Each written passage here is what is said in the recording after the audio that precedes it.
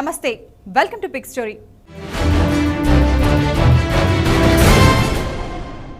October 31 ఈ రోజుకు రెండు ప్రాధాన్యాలు ఉన్నాయి. ఇదే రోజు ఇద్దరు జాతీయ నేతల జయంతి వర్ధంతి ఉంది. ఒకటి మన స్వాతంత్ర భారతదేశ తొలి హోంమంత్రి సర్దార్ వల్లభాయ్ పటేల్ జయంతి కాగా, అదే సమయంలో తొలి మహిళా ప్రధాని ఇందిరాగాంధీ వర్ధంతి సైతం కావడం యాదృచ్ఛికం.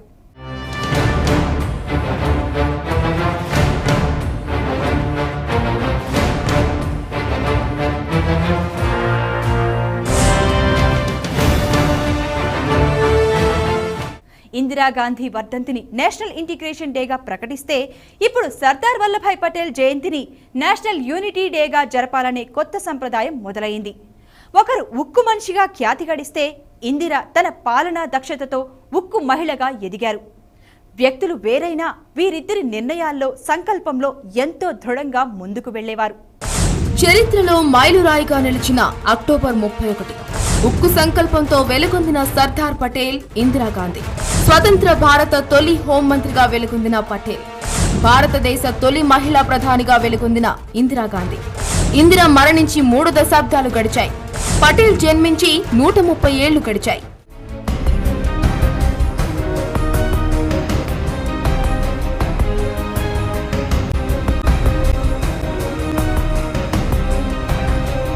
చరిత్రలో కొన్ని సంఘటనలు మైలురాళ్లుగా నిలిచిపోతుంటాయి. అలాంటి సంఘటనల వెనుక ఉన్న సూత్రధారులు చరిత్రను మలుపు తిప్పిన వ్యక్తులుగా నిలిచి వారికంటూ ఓ ప్రత్యేకత చాటుకుంటారు. అలాంటి వ్యక్తులే సర్దార్ వల్లభాయ్ పటేల్, ఇందిరాగాంధీ. ఇద్దరూ తమ తమ కాలాల్లో ప్రత్యేకత ముద్రను వేసి చరిత్రలో నిలిచిపోయారు. ఇందిరాగాంధీ నేటికి ఈ లోకాన్ని విడిచి 30 ఏళ్లు గడిచిపోగా, పటేల్ జన్మించి 130 ఏళ్లు గడిచాయి. ఇద్దరు ఇద్దరే అనేందుకు ఎన్నో చరిత్రాత్మక సంఘటనలు మన కళ్ల ముందు నిలుస్తాయి.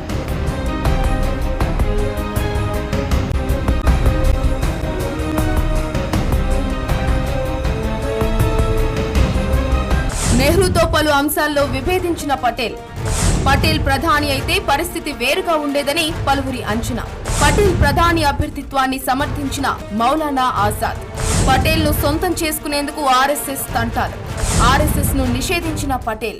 ముందుగా పటేల్ విషయానికి వస్తే, స్వతంత్ర భారతావనికి తొలి హోంమంత్రిగా బాధ్యతలు నిర్వర్తించిన పటేల్ వాస్తవాలను ఆకలింపు చేసుకుని ముందుకు వెళ్లే తత్వం కలవాడని అంటుంటారు. స్వతహాగా గుజరాతీ అయిన పటేల్ తనకు మాత్రమే సాధ్యమైన చాకచక్యంతో పనులను నిర్వర్తించేవాడని సన్నిహితులు అంటుండేవారు.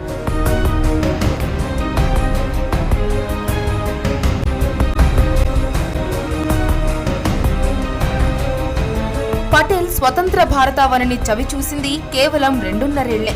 ఈ 2.5 ఏళ్లలోనే ఊహకందని నిర్ణయాలతో ముందు చూపుతో నడిచారనేది వాస్తవం. దేశంలోని స్వదేశీ సంస్థానాలను విలీనం చేయడంలో పటేల్ తీసుకున్న చొరవ అనితర సాధ్యమంటారు చరిత్రకారులు.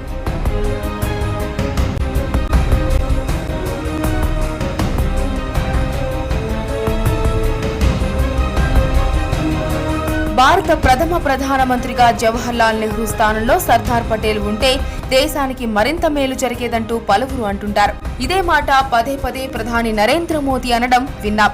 చాలా మంది నాయకులు అలాంటి అభిప్రాయాన్ని వ్యక్తపరిచారు. నెహ్రూ మిత్రుడు, మార్గదర్శి అయిన మౌలానా అబ్దుల్ కలాం ఆజాద్ సైతం ఇలాంటి వ్యాఖ్యలే చేశారు.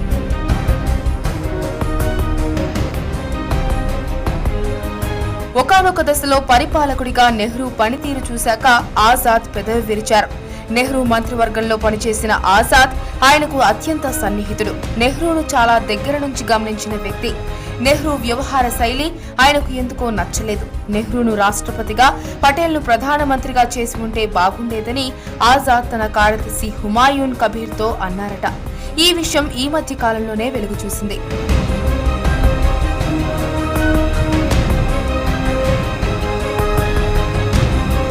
కానీ పటేల్ ను సంఘ్ పరివార్ శక్తులు సొంతం చేసుకోవడం నిజంగా ఆశ్చర్యకరమే. ఇందుకు కారణాలు లేకపోలేదు. కాంగ్రెస్ నేతగా ఉన్న నెహ్రూ తొలి నుంచి సోషలిజం భావజాలం పట్ల ఆకర్షితుడు. నెహ్రూ వాదాన్ని కాంగ్రెస్ లోని అతివాద వర్గం వ్యతిరేకించేది.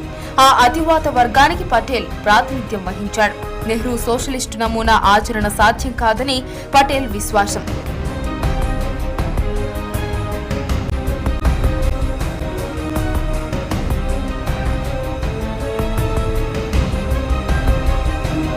అందుకే పటేల్ నెహ్రూ విధానాలను వ్యతిరేకించేవాడు. ఇక స్వాతంత్ర్యం అనంతరం గాంధీజీ హత్యతో సంఘ్ పరివార్ శక్తుల ప్రమేయం ఉందని ఆర్ఎస్ఎస్ ను పటేల్ నిషేధించారు. ఇకపై సాంస్కృతిక కార్యక్రమాలకే పరిమితమవుతామంటూ ఆ మేరకు నియమావళిని ఆర్ఎస్ఎస్ సవరించుకోవడంతో ఆ నిషేధాన్ని ఆయన తొలగించారు. కానీ ఆర్ఎస్ఎస్ నేడు తన రాజకీయ కార్యకలాపాల కోసం భాజపాను ఉపయోగించుకుంటోంది. ఇది నిజంగానే ఓ రకంగా పచ్చి అవకాశవాదం.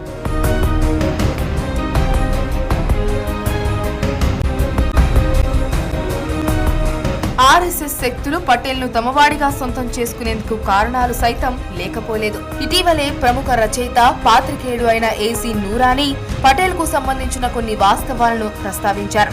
భారత తొలి గవర్నర్ జనరల్ రాజాజీ లౌకికవాది కనుక అతనిని రాష్ట్రపతి కాకుండా పటేల్ అడ్డుపడ్డాడని, అంతేకాదు హిందూ మహాసభ ఆర్ఎస్ఎస్ వాళ్లను కాంగ్రెస్ లో చేరాలని ఆహ్వానించినట్లు పేర్కొన్నారు.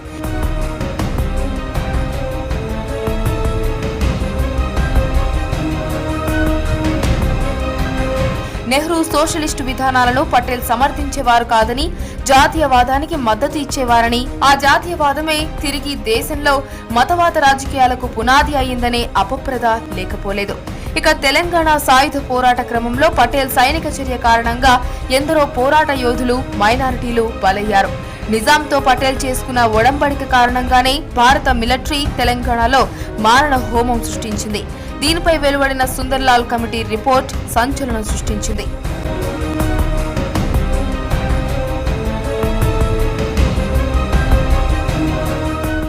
బిగ్ స్టోరీలో షార్ట్ బ్రేక్ తీసుకుందాం.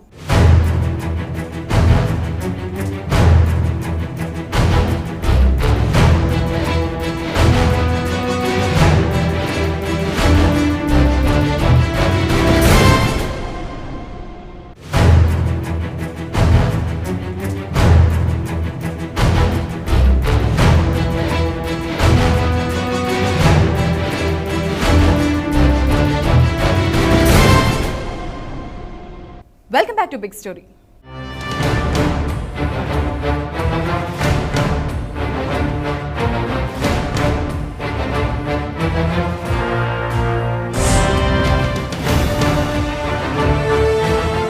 ఉక్కు మనిషిగా పటేల్ దేశ రాజకీయాల్లో తన ముద్రను విడిచి వెళితే ఆ తర్వాత తరానికి చెందిన ఇందిరాగాంధీ ఉక్కు మహిళగా ఖ్యాతి గడించారు. సొంత అంగరక్షకుల చేతిలో అసూలు బాసిన ఇందిరా దేశాన్ని పలు రంగాల్లో సమర్థవంతంగా తీర్చిదిద్దారు. ఎంతో ఆత్మస్థైర్యంతో పాలనా పగ్గాలు చేపట్టిన ఇందిరాగాంధీ తాను తీసుకున్న ప్రతి నిర్ణయము సంచలనమే. సొంత అంగరక్షకుల చేతుల్లోనే హతమైన ఇందిర. రాజీ పడని మనస్తత్వం ఇందిర సొంతం. క్లిష్ట పరిస్థితుల్లో ఇందిర నిర్ణయాలు భేష్. అంతర్జాతీయ వేదికల్లో ఇందిర దృఢ అభిప్రాయం. ప్రజాస్వామ్య నియంతృత్వం ఇందిర ప్రత్యేకత.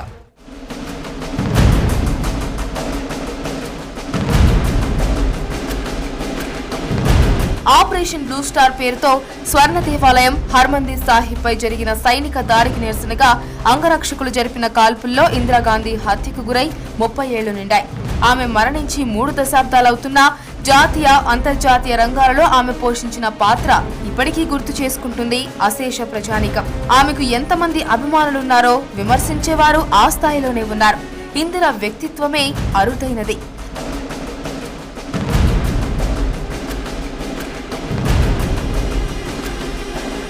ప్రధానిగా ఇందిర ఎంతో ఆత్మస్థైర్యాన్ని ప్రదర్శించారు. నిరంకుశ ధోరణిలో వ్యవహరించారు. రాజీపడని మనస్తత్వంతో ముందుకు సాగారు. క్లిష్ట పరిస్థితుల్లో ఉన్న దేశానికి ఆమె సమర్థవంతమైన పాలన అందించి చరిత్రలో తన స్థానాన్ని సుస్థిరం చేసుకున్నారు. పాలనా పగ్గాల్ని తన చేతుల్లో ఉంచుకోవడానికి ఎంతటి సాహసానికైనా ఆమె వెనుకాడేవారు కాదు.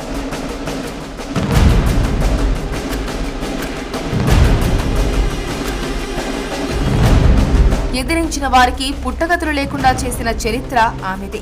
నియంతృత్వ ప్రజాస్వామ్యానికి సరికొత్త నిర్వచనం చెప్పిన రాజనీతిజ్ఞురాలు ఆమె. రాజకీయ వాతావరణంలో పుట్టిన ఇందిర తండ్రి కంటే మిన్నగా ప్రధాని పదవికి వన్నె తెచ్చారన్న పేరు తెచ్చుకున్నారు.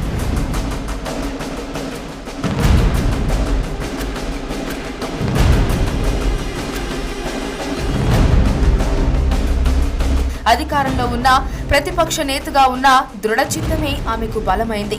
ఇలా వైవిధ్యభరితమైన లక్షణాలను తనలో ఇముడ్చుకున్న ఆమెతో పోల్చదగ్గవారు చాలా అరుదనే చెప్పాలి. దేశాన్ని అణురంగంలోనూ అంతరిక్ష రంగంలో ప్రవేశపెట్టిన ఇందిర. బంగ్లాదేశ్ అవతరణలో ఇందిరా ఉక్కు సంకల్పం. ఇందిరా హయాంలో సోవియట్తో సత్సంబంధాలు. ఆధునిక భారత రాజకీయాల్లో ఎవరికీ సాధ్యం కాని విధంగా వంశపారంపర్య రాజకీయాలను తన కుటుంబీకులకు దక్కేలా ఆమె పన్నిన వ్యూహం మంచి ఫలితాలనిచ్చేది. అణుయుగంలో అంతరిక్ష యుగంలో దేశాన్ని అడుగు పెట్టించిన ఘనత ఇందిరదే. అంతేకాదు,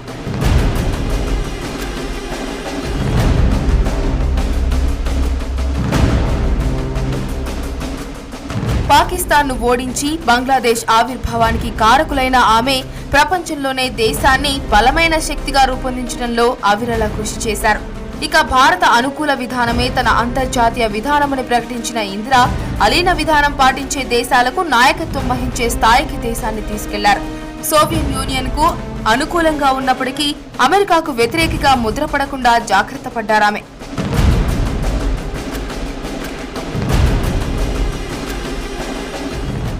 బిగ్ స్టోరీలో మరో షార్ట్ బ్రేక్.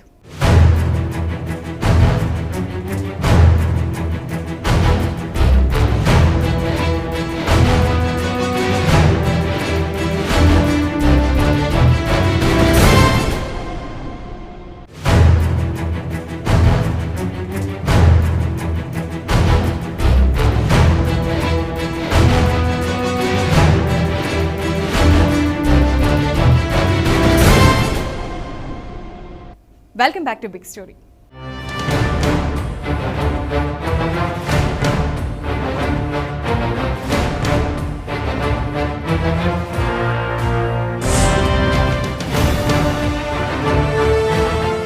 తన ప్రభావాన్ని పటిష్టం చేసే ప్రయత్నంలో భాగంగా ఇందిర అప్రయత్నంగానే నిరంకుశత్వం అలవర్చుకున్నారు. పార్టీలోనూ ఆమె నియంతత్వ ధోరణుల్నే అవలంబించారు. తనకు నచ్చని ముఖ్యమంత్రుల్ని మార్చారు. విపక్షాల ముఖ్యమంత్రులను ఇబ్బందులు పెట్టేవారు. మొత్తం మీద అధికారులను కేంద్రీకరించడం ఇందిరకు ఆనవాయితీగా మారిపోయింది. అధికారానికి అడ్డొచ్చిన శక్తుల్ని నిర్దాక్షిణ్యంగా అణిచిన ఇందిర, ఇంటా బయట దూకుడునే ఆశ్రయించిన ఇందిర.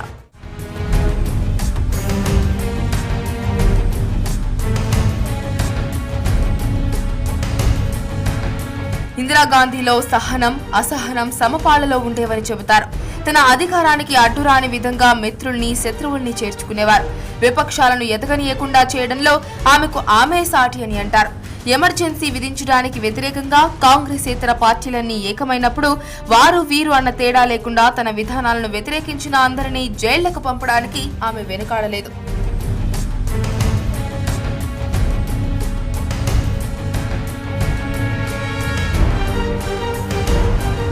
దేశానికి నాయకత్వం వహించగల నేతను తానే అని, దానికోసమే తాను పుట్టాలని ఆమె గట్టి నమ్మకం. దాన్ని నిజం చేసుకునేందుకు ఎంతటి సాహసానికైనా ఆమె వెనుకాడలేదు. ఆ విశ్వాసమే ఇందిరాగాంధీ గెలుపోటములకు కారణాలయ్యాయంటారు రాజకీయ విశ్లేషకులు.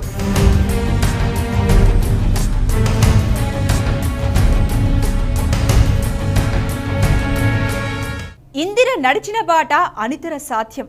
అలాంటి ఇందిరాగాంధీ రాజకీయ ప్రస్థానం ఎలా సాగింది? ప్రధానిగా ఆమె ఎలాంటి సంచలనాత్మక నిర్ణయాలు తీసుకున్నారు? అవి ఏ మేరకు ఆమె ప్రతిష్టను ఇనుమడింపజేశాయో ఇప్పుడు చూద్దాం. 1959లోనే కాంగ్రెస్ అధ్యక్షురాలుగా ఎన్నికైన ఇందిర, దేశ తొలి మహిళా ప్రధానిగా ఇందిర రికార్డ్. బ్యాంకుల జాతీయంతో సంచలనం సృష్టించిన ఇందిర, ఎమర్జెన్సీ విధించి వివాదాస్పదమైన ఇందిర, ఆపరేషన్ బ్లూ స్టార్ తో ఇందిరకు అప్రతిష్ట, భారతరత్న పొందిన తొలి మహిళ ఇందిర.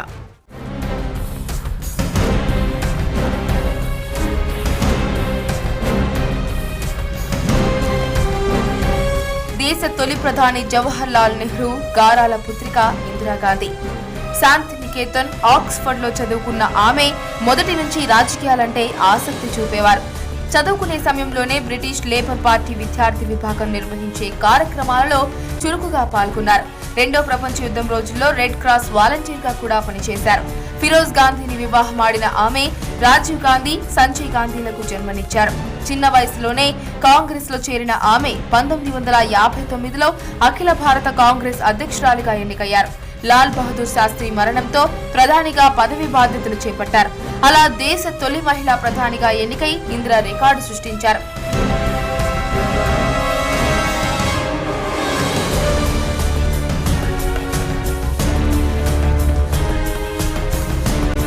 సంచలనాలకు మారు పేరు ఇందిరాగాంధీ. ప్రధానిగా ఆమె ఎన్నో సంచలనాత్మక నిర్ణయాలు తీసుకున్నారు.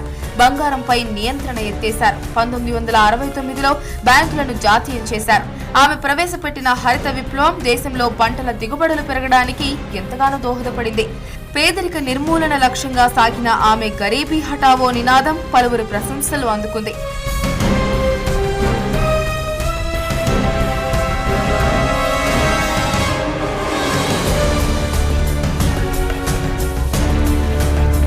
ఎంత వ్యతిరేకత వచ్చినా రాజ్యభరణాలను రద్దు చేయడానికి ఆమె వెనుకాడలేదు.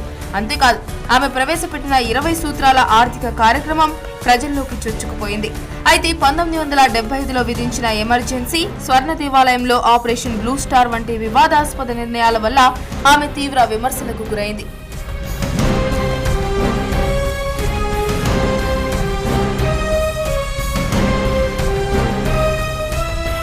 4 సార్లు ప్రధానిగా ఉన్న ఇందిరను 1984 అక్టోబర్ 31న ఆమె అంగరక్షకులై హత్య చేశారు. ఆధునిక ప్రపంచ రాజకీయాల్లో ఇందిరకు ప్రత్యేక గుర్తింపు ఉంది. అరబ్ దేశాలు ఆమెను తమకు అత్యంత సన్నిహితురాలిగా గుర్తించాయి. రష్యా, అమెరికా, ఇటలీ, ఫ్రెంచ్ దేశాలు ఆమెను అవార్డులతో సత్కరించాయి. భారతరత్న అవార్డు పొందిన తొలి మహిళగా కూడా ఇందిరా రికార్డుల్లో నిలిచారు.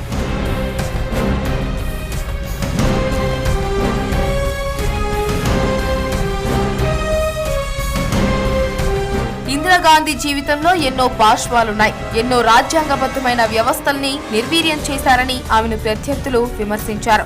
అలాగని ఆమె చేపట్టిన కార్యక్రమాలను ప్రజలు ఆదరించలేదని కాదు, ప్రజాహితమైన కార్యక్రమాలను అమలు చేయడంలో ఆమె గట్టిగా వ్యవహరించారు. ఎంత వ్యతిరేకత వచ్చినా అనుకున్నది చేసేయడం ఇందిరకు మొదటి నుంచి ఉన్న అలవాటుగా చెబుతారు. ఆధునిక భారత రాజకీయాల్లో ఇందిరాగాంధీకి చిరస్మరణీయమైన స్థానం ఉంది.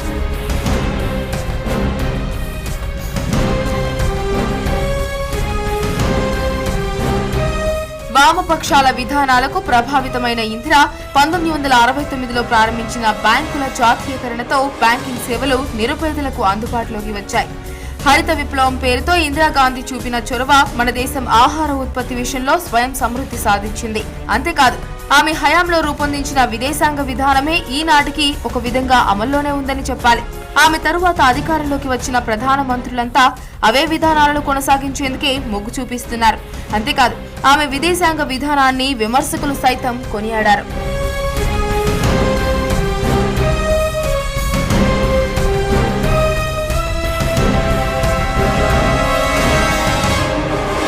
ఇందిరాగాంధీ మరణించి 3 దశాబ్దాలవుతున్నా ఆమె ధైర్యం, నిబద్ధత, గుండె నిబ్బరం ఎప్పటికీ మరవలేనివంటారు రాజకీయ విశ్లేషకులు.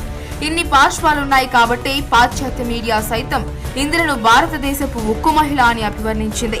అంత గుండె నిబ్బరం గల ప్రధాని ఇంతవరకు ఎవరూ లేరని కూడా చెబుతారు. ఏది ఏమైనప్పటికీ ఇందిరా, వల్లభాయ్ పటేళ్లలో భిన్న పార్శ్వాలు కనిపించినప్పటికీ ఒకే తరహా భావజాలం ఉన్న వ్యక్తులు. ఉక్కు సంకల్పం, దూరదృష్టి, నియంతృత్వం సమపాళ్లలో కనిపిస్తాయి. చేసే ప్రతి పనిలోనూ తమ ముద్రను విడిచి వెళ్లి నేటికీ మన స్మృతి పథంలో నిలిచిన వ్యక్తులుగా నిలిచిపోయారు.